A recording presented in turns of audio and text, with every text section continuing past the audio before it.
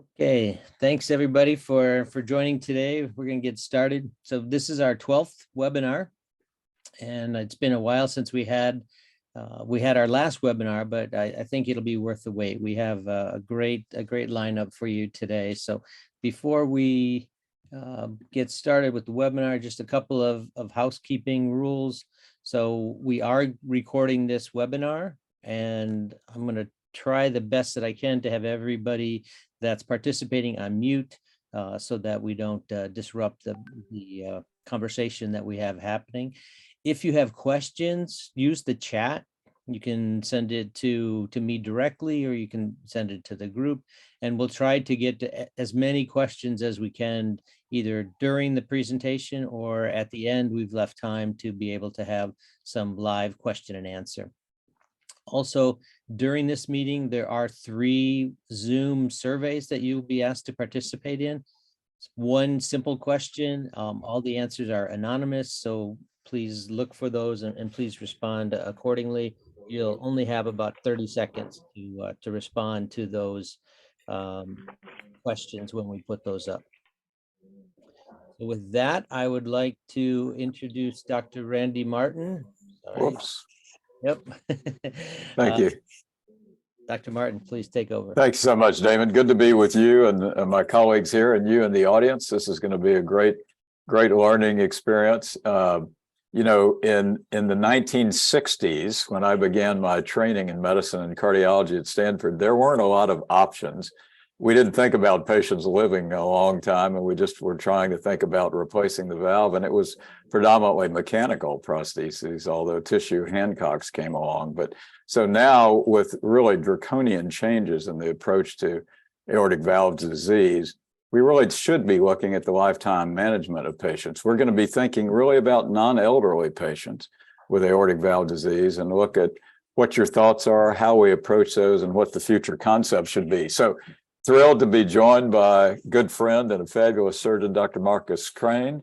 Marcus is currently an associate professor in the Yale School of Medicine and also in the Department of Surgery and the Division of Cardiac Surgery. Marcus is unique in many ways, but he's really unique, and he's done more than 170 AVNeo procedures and really has extensive experience in that. Joining us also is a dear friend, an excellent surgeon from Harrisburg, Pennsylvania, Dr. Moby Montez. Moby is the director of the surgical valve program there and also the surgical director of the structural heart program. I think that what's really important is Moby was one of the first in the United States to be trained in the AVNeo procedure. And he's also had extensive experience as an interventionalist. So he covers the surgical and the interventional side. And then we're really thrilled to have a colleague who's been kind enough to give us a lot of good information that you'll be seeing from Sendai, Japan, Dr. Nora Tadada.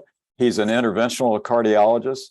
Dr. Tadada is a specialist, obviously, in cardiac structural interventions, especially in TAVI or TAVR.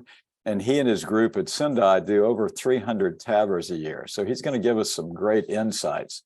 So with that, Marcus, let's get started. Show us this case, if you would.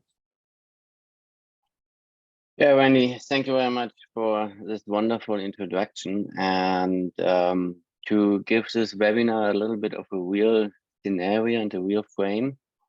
I brought this case, which we did a little bit, something like 1.5 years, 2 years in the past in Munich. It's a male patient, 53 years old, so exactly the age we are talking about today.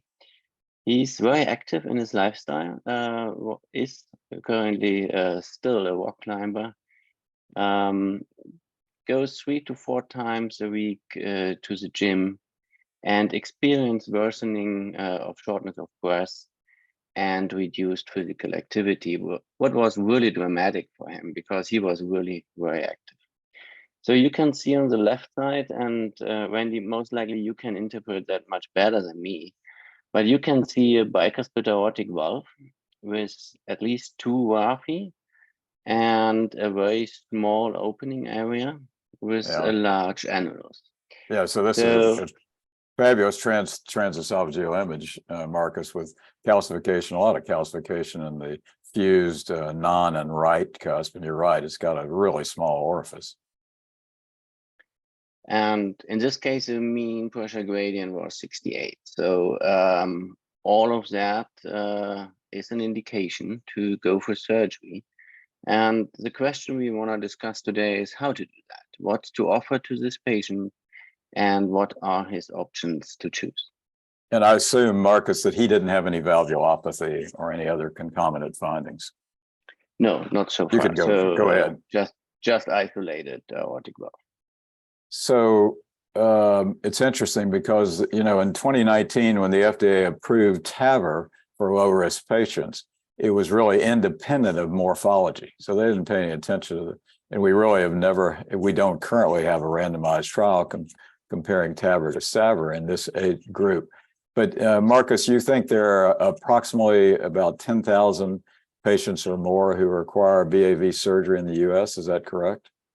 Yeah, that's most likely a rough estimate you can do. So in the US, we have around 60,000 surgical AVRs. So assuming that 12% of that is more or less a bicuspid morphology is probably right. All right, so to kick this thing off, and Moby, I want you to join in a minute, but Marcus, to kick this off, we want to go to the next slide, if you would, Damon. What are the options available for non-elderly patients? Remember, this gentleman's less than 60 with aortic valve disease. Take us through these again, Marcus, focusing on thinking about the lifetime management, because this patient may well have one or more procedures. Of course, Randy, as you can see here, we have the typical techniques which you can apply to these kind of patients. As the current guidelines recommend on the European side as well on the US side, in an age class below 55 years, to go for mechanical procedures. This is a little bit opened for discussion with the patient, and if the patient wants to avoid oral anticoagulation, he of course can choose also in this age class to go with the biological procedures. If you think about that, in his age class with around 50 years, you most likely can expect out of biological procedures to have something like 10 or 15 years. To understand that better, that doesn't mean that every patient has to be reoperated at that time. The statistic says that a third to 50% are reoperated at that time. So having that in mind, not everybody has to undergo redo surgery because of bioprosthetic failure. It's just a part of that. But it's a substantial part. And so with 60 to 65, you have another two options. One, Moby most likely can tell much more about valve-in-valve later on, but the biological procedures, the redo surgery, taking out the old valve, putting in a new biological valve, is of course one option, or the valve-in-valve, but Moby, here your expertise is probably much better than mine.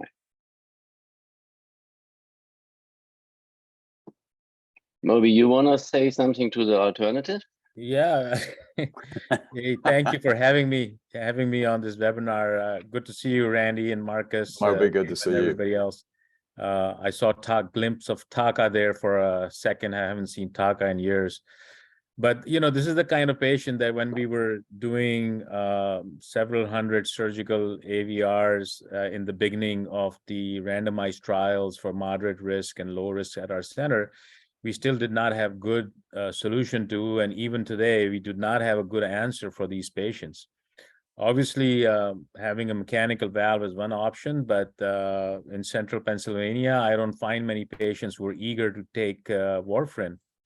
And if we talk about, well, you know, in the third world, warfarin is cheap, and that's what I used to hear before I started going to Pakistan in 2010. And I have a fairly busy practice there currently. It's highly challenging to maintain warfarin in those patients. It's hard to get a reliable INR test from a lab that's going to give you day in and day out a reliable measurement. So I see complications of lack of anticoagulation or over anticoagulation very commonly. And I have a fair discussion with patients in this age group as to what a good solution for them is. And I let them make that decision. I offer them valve replacement with either tissue or mechanical valve. I talk to them about reconstruction using Dr. Ozaki's technique. We really don't have a good long-term solution or an answer for these patients.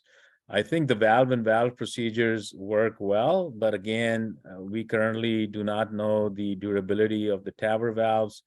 I think we have, last time I checked, I think the data we had was up to 7 years or 8 years. 8 years. Yeah. Right. So with the low risk trial, we will see, we're going to follow these patients for 10 years and we will see what the durability is. But our center was robust in enrolling in moderate and low risk patients. We did not see any early failures in low risk. We have seen a few, but again, we'll have to wait for the data to come out. But in the moderate risk group, we did not see any failures. So it's possible that these valves are more durable than the surgical valves. But Moby, in the low risk group, bicuspid valves were excluded. So for various reasons. And I'll just jump in and say the mechanical prosthesis, you're thinking about durability, but at the cost of lifetime anticoagulation, which an active guy or person does not really want. And when those valves fail, they fail suddenly. So great insights, Marcus. Alternative options that are, especially the Ross is coming on strong, and then the AVNeo. Yes, these both are good options, and the Ross procedure has a revival, I would say, with now, especially in New York, the results are excellent. And in specialized centers, this is definitely an option for young patients, I have to say. And of course, in specialized centers, the AVNeo procedure can be an option. We have to wait for long-term data to really show a benefit of that. But it could be an option also, an alternative for young patients as a first treatment line. And if you see that AVNeo, if you have to reoperate that later on, so having as a second procedure redo surgery, it's pretty easy to get out the valve compared to a surgically biological procedures. It's easy to take it out. And we will talk about the other option a little bit more today. Can we put in a TAVR valve in an AVNeo? Because this would be a valve-in-valve solution, but you can put the TAVR into the native annulus instead of putting that into a fixed wing of a biological procedure. So we will have this discussion later on. Moby, the right side, the paradigm shift. You are a fan of that? Again, I think in this population group, that's a difficult case to make. However, in this particular situation, in this age group, I really rely on the patient's own sort of feeling or what they really want to do. These discussions are really long in this patient group, where you have to discuss between in our practice, less invasive aortic valve replacement with a tissue valve versus aortic valve reconstruction using native pericardium. But I think the fact that you do not require anticoagulation, and the fact that in our experience, the few redos that we have done for reconstruction, we have not seen any calcification of the pericardium. The few failures that we have seen are because we did the procedure in patients with distorted root anatomy and large aortas, and perhaps in that population, we have to rethink whether reconstruction will give us a long-term durability. Again, it's from patient to patient, so patient selection is important in that area. But the lack of calcification 2-3 years out or a few years out gives me some hope that in patients that it has worked on, and our longest patients, I think we have like 4 or 5 patients that have now reached 6 years with this procedure with good hemodynamics, that there might be, long-term durability in younger population with this technique. That's super. Why don't we do this? So we could sit here and discuss all night, and I think that it would be interesting, but I want to hear what the colleagues that are watching us would have to say. So let me ask you all to start your survey. So in this situation, what are you going to do? What would be your recommendations as a first procedure for this patient? Go ahead and record those, and then we're going to look at the survey in just 19 seconds and talk about that. It's as I said, it gets to be interesting. If you look, Marcus and Moby, the largest increase in TAVRs have been in the group under age of 65 in the asymptomatic group. So it's rocking and rolling in that group. And as we don't have any randomized data that really supports that. So here we are, we're filling. So Damon, is this the complete survey? Maybe yes, maybe no. So in listening to the audience here. So Randy, do you want to talk about that a little bit? Because we have good valve-in-valve data, but again, the age group that you talk about, I think we had some, I forget the percentage of younger patients in our low-risk trial, but again, those trials were not geared toward younger population that we are seeing. No, and I think that's the issue. Plus, that this is a gentleman with a bicuspid valve. So right. let me ask you, Moby, before I go to Marcus. So you saw here that Damon, can you bring back the survey? I went past that pretty fast. It looked like you've got a good following here. The majority was the AVNeo, but there was a smattering of mechanical prostheses in there and tissue prostheses. Moby, what if I came to you as a patient? I'm 53. I wish I was. What are you gonna recommend right now? What would you recommend to me? Yeah, if the patient has a hard choice and says, there's no warfarin, then I think, and their root anatomy is not significantly distorted, even though this patient was a bicuspid patient that Marcus presented. But I can see that the two raphes, there's fairly symmetrical. It's once you resect it, it'll be like a tricommisural bicuspid valve, the two fused raphes. So I think you can have a fairly symmetrical 3 new leaflets using native pericardium. So I would have a good discussion with him regarding Zaki procedure, AV reconstruction using native pericardium. However, at our center, we do it in the form of a registry, which is IRB approved by our institution. So we follow those results. So Moby, I could be the patient and say, well, doctor, that sounds fabulous. I didn't want to take anticoagulants, but how long is that going to last? And what happens if I come back? But before you answer that question, Marcus, you're the surgeon. What did you do? What did you do to this 53-year-old gentleman?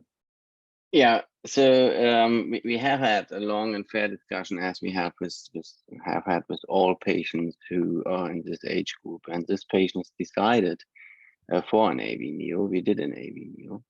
In this case, in the OR, it turned out a little bit different than what we expected. So the commissures were not that symmetric. What we did is implanting a neo commissure to have at the end 3 leaflets with a size of 31, 31, and 33. That's what the patient ended up with. And an opening area almost of 3 square centimeters after the surgery with a low pressure gradient around 6. So that's a pretty good result to start with, but we have to see how he's developing in the next 8 years. It sounds great. So Moby, we'll come back to you in a minute, but let's go ahead. So we're now, life continues on. So let's assume that it's 15 years later. This gentleman's been active and is really fully engaged, but he started having difficulties that were suggestive of aortic stenosis. And in fact, he developed severe AVNeo aortic stenosis due to valve failure. So now, audience, it's your time to be the doctor. So we're going to go to survey number 2. If you assume that a tissue valve was placed in it, so a tissue SAVR was implanted, what are you going to do now with this stenotic tissue prosthesis? What's your second intervention for this patient? Go ahead and vote. 15 years is pretty good, though. This guy's been able to climb all the rocks in North America by that time, it sounds like. Yeah, having in mind that there are, of course, also new procedures on the market right now, without advertising that here, but the Resilia technique as a tissue could be also of advantage. That's why the 15 years perhaps is not out of range. Right, right. All right, we're getting ready to see what the results are. Is a valve-in-valve TAVR, SAVR with a tissue valve, SAVR with a mechanical prosthesis, which is pretty interesting. Now this guy's 68 and he's going to take anticoagulant. So valve-in-valve TAVR came out. So Moby, you've got tremendous experience, not that Marcus doesn't or Dr. Tata doesn't, but can you tell us what are the pros and cons if you think now you've got a tissue SAVR in there, whether it's an AVNeo or otherwise, for valve-in-valve versus a redo SAVR or and a redo SAVR? So I think that question should be twofold. The question was asked from the surgeons that, what do we guide the patient with? But the question should also be that what would the patient choose? And these days, more and more patients, they end up going for a valve-in-valve procedure. So as far as pros and cons are concerned, obviously, if it's a tissue prosthesis, it's fairly simple. We do have safety data, and for valve-in-valve procedures, it's a safe procedure. It really depends on what size tissue valve the patient has. I mean, if it's a smaller size tissue valve, then the hemodynamics are not as great. Obviously, if it's a 23 or above, with all the different procedures that we can do these days in terms of leaflet lacerations and fracturing the valve stent frame, we can get fairly good hemodynamics in these patients. We have not done a valve-in-valve for AVNeo, but with the new techniques that we are using these days, the concern generally is that maybe the leaflet height is a little longer, but again, the CT scan 10 years later or 15 years later will help us guide that as to whether that procedure will be beneficial to that patient or could actually be done or not. But with the techniques of leaflet lacerations and stenosis, again, in this patient, there would be enough calcium in the annulus and scar tissue that a valve-in-valve would be a feasible choice in these patients. So that's great, Marcus. I know that you placed the AVNeo in this gentleman, but before I come to you, let's go to the next and final survey. Let me make one comment. Okay, I'm sorry. Go ahead. I opted a little bit different. I opted not for valve-in-valve. I opted for surgical replacement again. Of course, in this gentleman, we would have implanted, because he has a large annulus, we would have implanted the large valve, most likely at 27, 29, something like in this scenario. But if we are still having our calculation in mind that he perhaps is somebody who comes back with an age of 65 or something like that, after 12 years, let's be 66, whatever, if he's still very, very fit and he can undergo a second surgical procedure, I would rather do that with 66 than going into the direction that perhaps 10 or 20% out of this valve-in-valve patient need another surgery after another 10 to 15 years. And then they're around 80 or even above. The gradients are a little bit higher, but of course in larger valves, most likely they are fine with the first valve-in-valve. But I would have a better feeling in this kind of patient at this age class to recommend in the first line surgical redo at this age. But this is, of course, a discussion which can go back and forth. On the other side, you have most likely 80% of patients who never have to undergo redo surgery again, and never have to undergo a second surgery. So So Moby, So in my Randy, I would have to add that at my institution, even for these patients who are redos, you know, I have a cardiology colleague with me, Hemel. Our discussion beyond this also goes into the realm of what's going to happen in the next 10 to 15 years in terms of doing another TAV and TAV down the road, whether we'll be able to Right. remove the leaflet calcifications or not. I mean, the way the technology is moving, we at least share some of that enthusiasm or lack of, whatever the truth is. We'll find out, but at least we have to mention those things in this day and age with the kind of technology that's out in the horizon in terms of that. So, you know, some patients choose in this scenario to go for redo surgeries, and we do that. But again, that's why I said that the discussion with these sort of patients is a lot more lengthy than our typical elderly patients. absolutely. And you know, and while I'm sure your patients, with both you and Marcus and many of the colleagues listening, certainly value as a surgeon the thought of a second full sternotomy is a big time big time thoughts for these patients. So that the thought of a TAVR becomes very attractive. But I'm not saying you should do that. Let's go next. Okay. So to the audience, your third and final, if you, like Dr. Crane, chose an AVNeo for the first intervention, what are you going to do now for the second intervention? We've given you some choices. Tell us what your thoughts were. You've got an AVNeo in there. Are you going to take it out and put a mechanical prosthesis in this 63, 65-year-old, do a SAVR with a tissue valve, do a TAVR and an AVNeo, or you're undecided? Hard choices here. And again, patients, at least in this country, become more and more educated. I'm sure as Moby and Marcus can certainly understand. All right, show us what you've got there. So this is assuming you have an AVNeo. So what would you do? You'd put a SAVR with a tissue valve in, or a TAVR and an AVNeo. Very interesting. All right. So let's go to the next slide, if you would. So Marcus and Moby, you can certainly jump in. Damon, can you go to the next slide and bring that up? So the audience, nope, too far. Go back.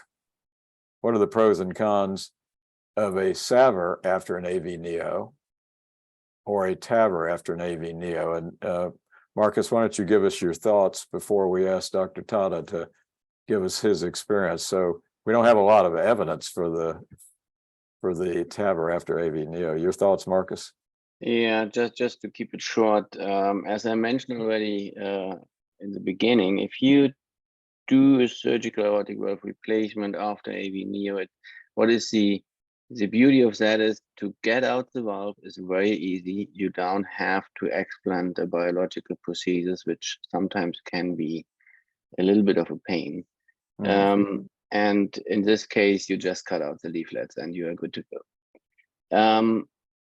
For TAVR after AVNeo, I like the concept without much experience in that, because there is no evidence for that out there. But if you would implant a TAVR after AVNeo, there are some obstacles to overcome, but then you implant the TAVR into a native annulus without the limitation of the biological wing procedures. So these are my major thoughts on that. So you but Moby, you are the expert. You have to. Yeah, Moby. No, so that's a good question. So I would say that for the redo procedure, obviously it'll depend on the risk of the patient at that time. We do not have experience with TAVR and AVNeo. However, I think with the current technology of leaflet calcifications, leaflet laceration, I can see the possibility of that down the road. But like Marcus said, I think we'll have to study it in a manner that we keep the patient safety in mind. But at this point in time, the patient, if they come to us, we do a redo operation and replace their valve. All right, so we've heard 2 reoperations, but we do have Dr. Tata, who's been kind enough to join us. It's Friday morning in Japan, in Sendai. And Dr. Tada was kind enough to record his presentation since we didn't know whether he was going to do. But we're going to ask him to tell us a little bit about TAVR and a stenotic AVNeo. So play that if you would. Case, published in European Heart Journal case report.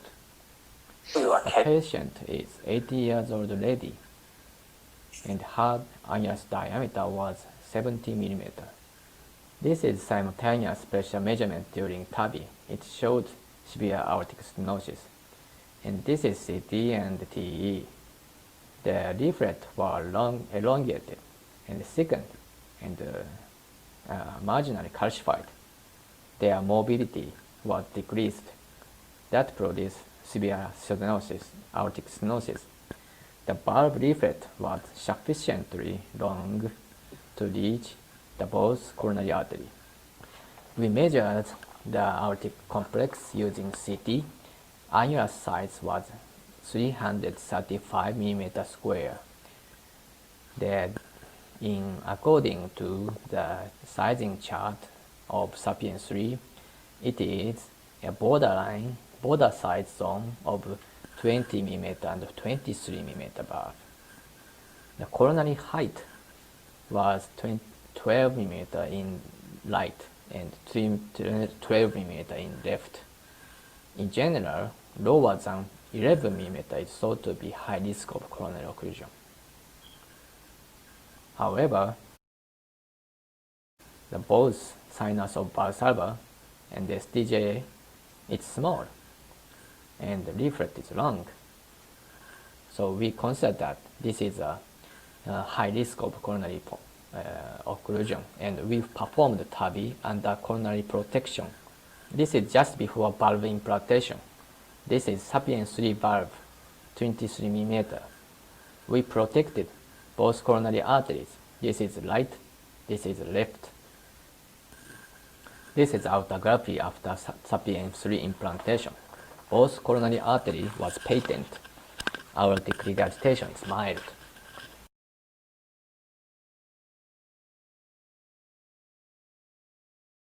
So I will tell you right now, we're going to have two more excellent presentations from Dr. Tada. These have been shortened for time, but we're going to give you a link where you can listen to the entirety of his presentations because they're excellent. So in this situation with the experience that he's had and they've had in Japan, our knowledgeable colleagues in Japan, it seems that TAVR does work in a stenotic AVNeo, but as we know, recently reported by the Cleveland Clinic, the predominant problem for failure appears to be aortic regurgitation. So the question would be, how would you manage this? So now you've got an AVNeo that comes back in and it's got regurgitation. Marcus, you've not had any experience with this. Moby, I don't think you have either. So should we let Dr. Tada tell us what he did? Absolutely. The next case is TAVI for AR after AVNeo. At 8-year follow-up, echo showed moderate AR, and 8-year 1 month, he developed congestive heart failure, and echo showed severe AR. This is TTE, 8 years 1 month after AVNeo. Left ventricle is enlarged, and LV motion is preserved. Several directions of AR jet was seen. We chose 29 millimeter. The sinus of Valsalva measurement was 34 for right, 34 for left, and 40 for non-coronary cusp. Only non-coronary cusp was big. This was due to type 1 bicuspid. Coronary height was high enough, and RCC and LCC looks very small. So we thought that this is no risk of coronary obstruction. We implanted SAPIEN 3 29 mm without coronary protection. Aortography before SAPIEN 3 implantation shows severe AR, and after TAVI, there's no AR. So this is, two great results, Randy, one for AS, one for AI. And I would say, like Dr. Tata had mentioned, coronary heights and the reconstructed pericardial leaflets height is important in these patients. But in his two cases, in the first case, it was borderline and he was not sure. So he protected the coronaries, but it worked out well. But I think those are the things that you have to consider in these particular patients. Also, the fact that in both these patients, their root anatomy was fairly normal, but coronary sinus size was fairly good for coronary perfusion. So two great cases. So these are Marcus had shared with us, what are the risks and challenges of TAVI after AVNeo. The first was risk of coronary occlusion. And in this case, it didn't particularly see it as a problem. Moby or Marcus, Dr. Tata is going to share with us again his experience with coronaries and the coronary situation. But do you want to make any comments? You've already alluded to Moby to things with you could do basilica procedures and things like that. But Marcus, would you be concerned about coronary occlusion if you did a TAVR and an AVNeo now? So before I listened to Dr. Tara's explanation, I was concerned, I have to say. But what you will see in a few seconds, there is a quite good explanation from his side why this is perhaps not really a problem. So let's listen to Dr. Tara's explanation and not to my. This is called a case of coronary obstruction for TAVI using Sapiens 3 for native aortic, native AS. You can see left coronary artery, but in the sinus, coronary construct was transparent. It induced myocardial infarction. The reason is the several calcification volume of left coronary cusp. So you can imagine that the risk of coronary obstruction is not only coronary height, but also the calcification volume of the cusp, and also small sinus of Valsalva, because it's a space of the leaflet after TAVI. There are some risk coronary obstruction.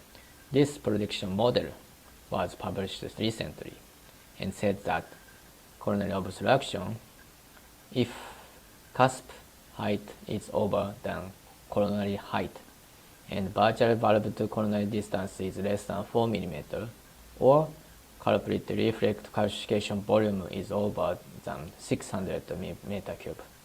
It's simply to say coronary obstruction occurs the combination of low coronary height, small sinus of Valsalva, and high calcified valve.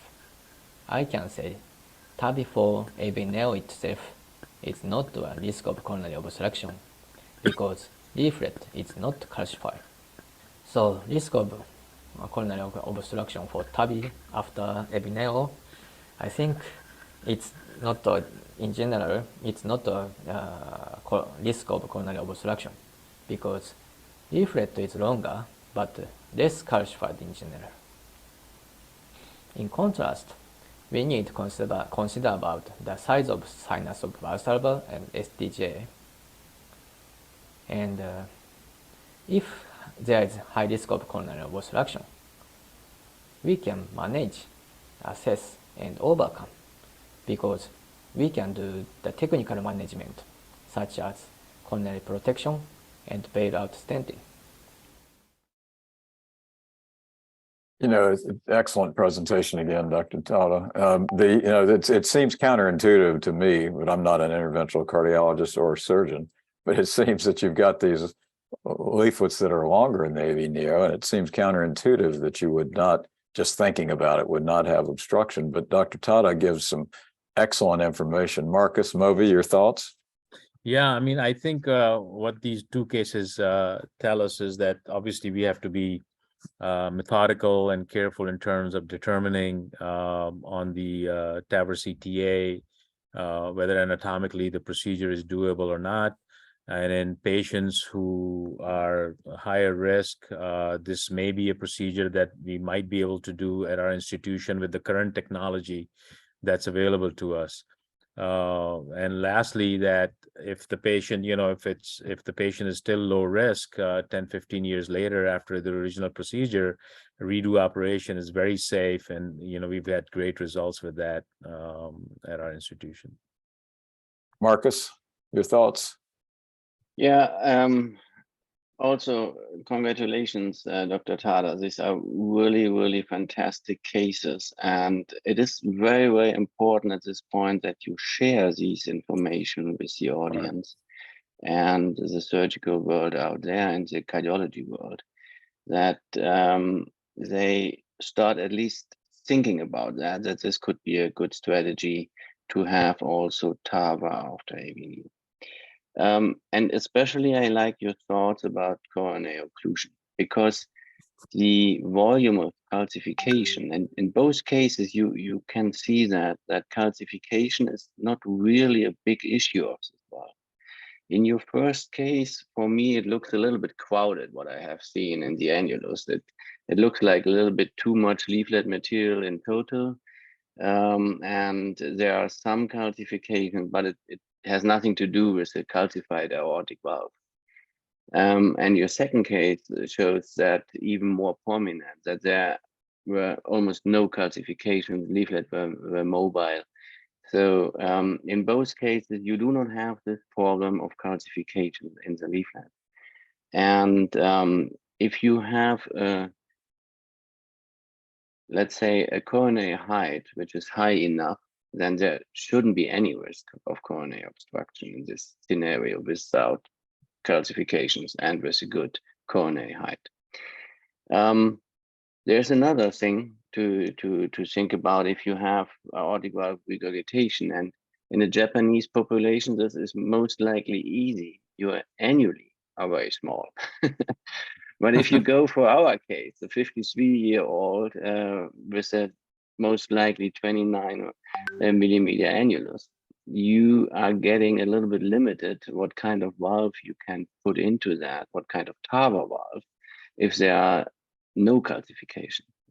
So this brings us to the next question. What is about anchoring the valve?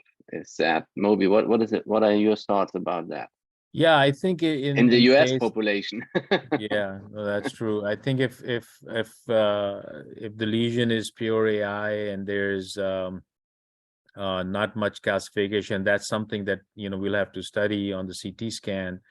If there's not much calcification, then again, we do not have a valve that's approved for indication for AI. So if it's a high risk patient, we will have to keep that in mind in terms of what our success, procedural success in that particular patient will be, and the decision to either go for redo operation versus TAVR would be based on that. And that I can tell you would be a discussion between myself and my cardiology colleagues, and with the CT scan there in front of us, and that there is obviously scarring after you do the reconstruction in the annulus area, but it might not be the same as having at least some calcification in the annular area. So that could be tricky in that situation. We have a question that's come up about, but I wanted to make sure Dr. Tada could maybe make some comments about the anchoring before we go to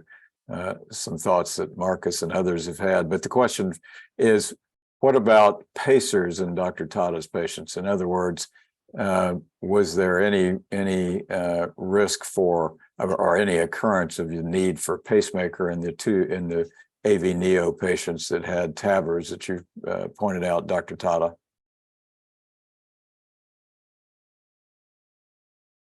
I wonder if he's muted.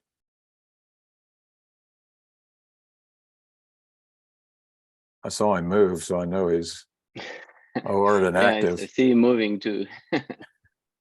Okay, we can come back to that. We can come back to that. Let's go ahead, and we have one more question, but we'll come back to that. Let's go ahead and look at the anchoring question, because both of you have alluded to that. So Damon, you want to take us through this, or Marcus? I'm sorry, you want to take us through this? Yes, this is a new technology, and not really a new technology, a new valve. It was already on the market, or the company struggled a little bit, let's say. But the Jana valve could be a really nice solution for AVNeo, because what you can see in this video, this valve is grabbing the leaflets, and by that have an anchoring. And if you now think about that, the final aim for AVNeo is to create a very, very symmetric tricuspid valve. It's the ideal scenario for the Jana valve to grab the leaflets and get it. To the opposite, if you usually have an insufficient aortic valve, it's often a bicuspid aortic valve, which you have to treat, and anchoring and grabbing the leaflets is not that easy in this scenario compared to a very symmetric tricuspid valve. So this could be an outlook in the future that once this valve is globally available, to treat AVNeo with a TAVR prosthesis. Moby, what are your thoughts about this valve? Yeah, I mean, you know, Jana valve has been out there for quite some time. I'm really not sure. At one point, we were part of their initial trial, but I really lost track of where they are at this point. But I agree with you, Marcus. I think with the way that the leaflets are, and for a lesion that's AI without any annular calcification, I think this platform will work really well in that scenario. There's an interesting. Yeah. Go ahead, Moby. I'm sorry. No, Moby, go ahead, Randy. I was going to say that in my Jack intervention today, there was a pre-pub thing about an article that looked at the Jana experience with aortic regurgitation in the US only. It is approved and CE marked in Europe, but in 27 patients, the largest number was the more recent data. As you alluded to, Moby, the valve had come out, but it had in the 15 study patients who were done with recent modifications, they had 100% efficiency in deploying the valve, and they have 30-day and 1 year experience, where less than moderate MR is seen in the majority. So there is some, and this will be coming out. It's in the May Jack Cardiovascular Interventions. It's coming out, but right. So it's an interesting concept there. Yeah. So Dr. Todd, absolutely, and if you sorry, man. Go ahead.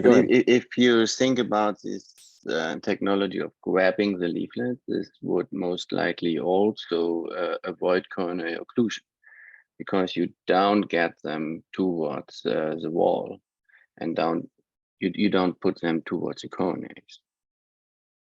So Dr. Todd, I don't know if you can have your microphone enabled, but there was a question about pacemakers in your AVNeos who received a TAVR. Has that been an issue or not an issue? Yeah, thank you very much. The pacemaker is, of course, one issue, because the implantation depth is one concern, and you know, I think I have the several cases of the TAVI after AVNeo, but AVNeo is a kind of, you know, go down to the LV and go higher to the you know, the prolapsing into the LV. So implantation depth is difficult to find. It's easy to deploy more deeply to the LV, so it causes the AV pacemaker, the risk of the pacemaker. So we need more. I think we need more experience. Right. Marcus, Moby, your thoughts about that question about the pacemaker with? Yeah, Moby, I have a question for you. Good. How is the rate of pacemaker implantation after valve-in-valve? Is that similar to native TAVR, or is that higher or lower? No, that it is much lower, but our institution, even on the native TAVR side, the technique that we use, that my interventional colleague has really promoted out there and developed out there here, utilizing the projections that will help us deploy the valve at the depth that we want it. So it really depends on the depth. We want to deploy the valve at a 2 millimeter depth. So our pacemaker rate is much lower. In fact, I think in the last 6 months, it was less than 2%, but typically over the last few years, we usually quote a rate of like 4.8% at our center. So it really depends. I think as we gain more experience in terms of doing TAV in reconstructed valve, it really will depend on at what depth do we implant the valve. I think the 2 cases that I saw, I think the depth was probably like 60-40, which was what the balloon expandable valve is usually was being implanted at early on. But even these days, I think they try to go a little higher, and they've seen reduced risk of pacemaker in those patients. But since there's already a stent in place with bioprosthesis, the risk of pacemaker is much less in those patients. Right. Yeah, that's what you would expect on an AVNeo. Right. So I think is that the wing from the biological prosthesis who avoids pushing too much, or is that the resection of the calcification which is already out, and you don't have to be afraid to push the calcium somewhere where you don't want to have it? What is the reason? Is that the plastic ring, or is that the missing calcium? Because you have no plastic ring in AVNeo, but you have also no calcium. Right, right. And in the original operation, we're not really disturbing the subvalvular area that much. We're not suturing that deep. So I think that'll remain to be seen, that the pacemaker rate in these patients would be less or similar, or the extra scarring in that area because of our suture line will actually protect that bundle or not. So it'll be interesting to see.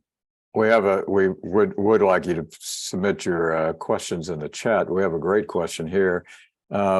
Please comment on the hemodynamics for AVNeo TAVR versus bioprosthetic valve and valve. In other words, do we have thoughts about that? Any of you? Dr. Tata, you're the one that's done it, but hemodynamics of AVNeo then with a TAVR versus bioprosthetic valve and valve. Thank you. In general, I think the TAVR in AVNeo is a better hemodynamics because there is no suturing. The valve size is larger than that of for the TAVR in bioprosthetic valve. So better, I think the better hemodynamics. It would make sense. Marcus, Moby?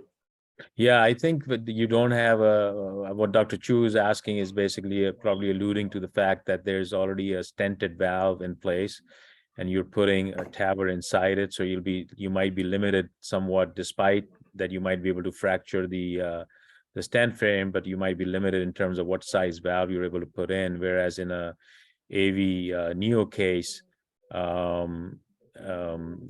the annulus might be bigger, so you might be able to put a more reasonable size in place, and that's why the hemodynamics might be better in those patients. Marcus, before you jump in, we've got a really good question here, and we're running short on time. It says, regarding the case of the TAVR and the tissue valve at age 68, okay, this was in the AVNeo, there is a possibility of another valve failure around the age of 80. In that scenario, if he had had a SAVR with a tissue valve or AVNeo at the age of 68, he would have a chance of a TAVR and TAVR, or TAVR after AVNeo. So he's talking about the third procedures. What are your thoughts? So if this guy, let's say he had an AVNeo and you put a TAVR in him now, and at 80, he's going to need something else done. What are your thoughts at that point? Yeah, the valve in the valve concept is even a little bit further away than the valve in the valve concept. So there are some cases reported about that, that you have a triple valve scenario. From my point of view, but this definitely can be answered better by Moby. The TAVA in TAVA gives a severe problem with coronary access if you do that. And the measures are often avoiding any coronary access then in these cases, if you go for the core valve procedures, for example. So I guess there's one question which has to be answered. This is TAVA in TAVA. But if this is a good concept, then this is most likely more feasible after AVNeo than it is after a biological valve implantation, if this concept at all is a good one. Yeah, I mean, it really, I think when we talk about lifetime management, I think we're focusing these days on coronary disease and coronary intervention as well in these patients, and how easy or difficult it could be depending on what kind of valve platform you use. So far at our institution, we've not seen that as a major issue in terms of coronary access, but I can see why that could be an issue down the road, especially in younger patients like these. So that's something, and I don't have an answer for that. I think we're still learning that as we're moving forward. And hopefully the once again, I will say the low risk trial will hopefully help us understand some of those issues. I think, Damon, it looks like we're coming to the end here in a minute. I think, can you go forward? We have, just because this has been a really intriguing presentation, if you look at this, you can get a replay of this webinar or Dr. Tada's full presentations, all three, by clicking on your QRS code there and visiting AVNeo.net.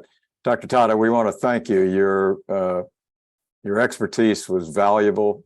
Your English is superbly better than my Japanese. Thank you very much. But thank you so much. Marcus and Moby, it's always good to see you, and we've learned, and thanks to AVNeo for doing this, but it's a great experience for us to learn. We're learning every day as I think back from 1969 to now. So thank you all very much for joining us. Thank you so much. Take care. Thank you. Thank you very Thank much. you. Stay healthy.